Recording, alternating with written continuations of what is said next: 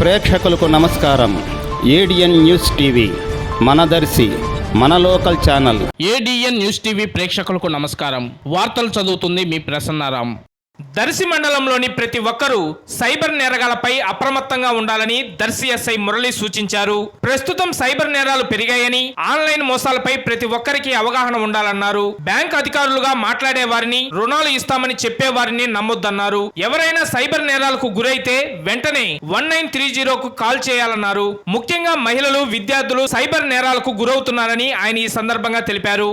ప్రజలందరికీ దర్శి ఎస్ఐగా నేను తెలియజేసే మరొక ముఖ్య విషయం ఏమిటంటే, ఈ మధ్యకాలంలో మనకి సైబర్ నేరాలు, ఆన్లైన్ మోసాలు జరుగుతున్నాయి.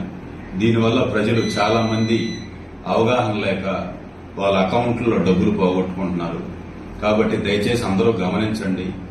ఈ ఆన్లైన్ మోసాలు ఎలా ఉంటాయంటే, మేము బ్యాంక్ నుంచి ఫోన్ చేస్తున్నాం, మీకు ఒక ఓటీపీ వస్తుంది, ఓటీపీ చెప్పండి, లేదా క్రెడిట్ కార్డు ఆఫీస్ నుంచి ఫోన్ చేస్తున్నాం, మీ యొక్క ఫోన్ కి కొన్ని మెసేజ్లు వస్తాయి, లేకపోతే లింక్ వస్తుంది, ఆ లింక్ టచ్ చేయండి, లేదా ఓటీపీ చెప్పండి, లేదా ఆన్లైన్ లో మేము ఫలాని వస్తువు అమ్ముతున్నామని గాని లేదా కొంటున్నామని గాని ఏదైనా సరే ఈ ఆన్లైన్ లోనే కొన్ని ఫోన్ కాల్స్ మీకు వస్తాయి, కొన్ని మెసేజ్లు వస్తాయి, కొన్ని లింక్స్ వస్తాయి.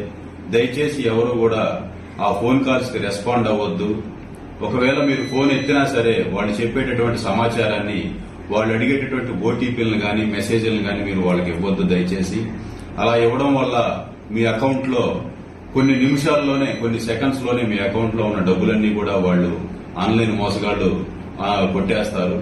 కాబట్టి దయచేసి మీరు ఏదన్నా కొనాలనుకున్నా, లేదా మీరు ఏదైనా బ్యాంక్ ట్రాన్సాక్షన్ చేయాలనుకున్నా మీరు నేరుగా బ్యాంకుకు వెళ్లి అలాంటివి చేయండి. లేదా ఆన్లైన్ లో ఏదైనా కొనాలనుకున్నా సరే దయచేసి మీరు మోసపోవద్దు. ఏదైనా వస్తువు కొనాలనుకుంటే షాప్ కి వెళ్ళండి, నేరుగా కొనండి.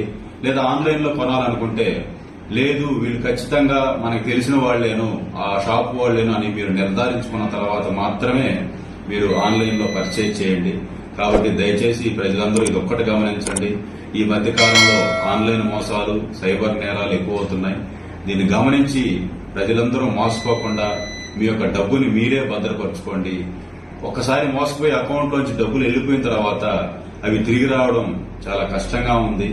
మా పోలీస్ పరంగా మేము ఎంత చేసినా సరే వాళ్ళందరూ కూడా ఎక్కడెక్కడో దేశంలో ఎక్కడెక్కడో ఉంటారు.